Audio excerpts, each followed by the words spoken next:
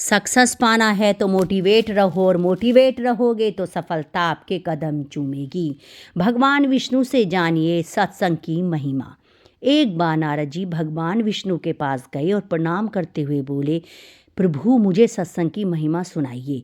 भगवान विष्णु मुस्कुराते हुए बोले, नारद तुम यहाँ से आगे जाओ और वहाँ इमली के पेड़ पर एक रंगीन प्राणी मिलेगा। वह सत्संग की महिमा जानता है, वही तुम्हें सत्संग की महिमा समझाएगा। नारद जी खुशी खुशी इमली के पेड़ के पास गए और गिरगिट से बात करने लगे। उन्होंने गिरगिट से सत्संग की महिमा के बारे में पूछा। सवाल सुनते ही वह गिरगिट पेड़ से नीचे गिर गया और छटपटाते हुए प्राण छोड़ दिया। नारद जी आश्चर्यचकित होकर लौट आए और भगवान विष्णु को सारा वृत्तांत सुनाया। भगवान विष्णु ने मुस्कुराते हुए कहा, इस बार तुम नगर के उस धनवान के घर जाओ और वहाँ जो तोता पिंजरे में दिखेगा उसी से सत्संग की महिमा पूछ लेना। नारद जी क्षण भर में वहाँ पहुँच गए और तोता से सत्संग का महत्व पूछा। थोड़ी देर बाद ही तोते की आंखें बंद हो गईं और उसने भी प्राण त्याग दिए।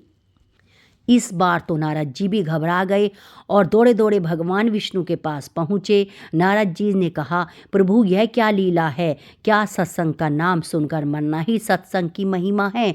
भगवान विष्णु हंसते हुए बोले, इस बार तुम नगर के राजा के महल में जाओ और उसके नवजात पुत्र से अपना प्रश्न पूछो। नारद जी तो थर थर काँपने लगे और बोले, अभी तक तो पक्षी ही अपने प्राण छोड़ रहे थे, इस बार अगर वह नवजात राजपुत्र मर गया तो राजा मुझे जिंदा नहीं छोड़ेगा।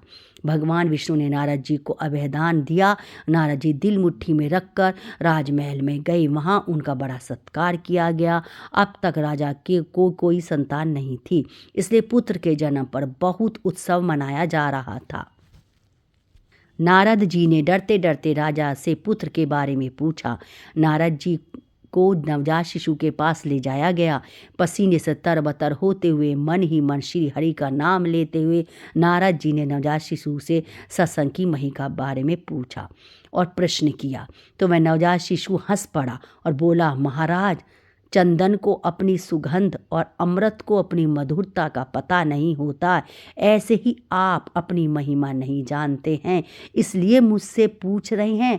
वास्तव में आप ही के क्षण मात्र के संग से मैं गिरगिट की योनि से मुक्त हो गया और आप ही के दर्शन मात्र से तोते की शुद्ध योनि से मुक्त होकर इस मनुष्य जन्म को पा सका हूँ।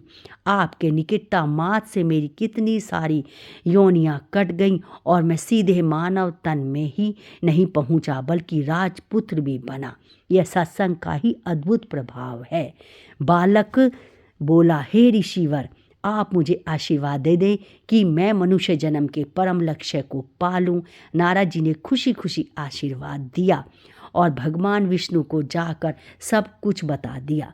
भगवान विष्णु ने कहा, सचमुच में सत्संग की बड़ी महिमा है। संत का सही गौरव या तो संत जानते हैं या उनके सच्चे प्रेमी भक्त। वीडियो आपको अच्छी लगे तो चैनल को लाइक करें, सब्सक्राइब करें, शेयर करें। राधे राधे, जय श्री कृष्ण।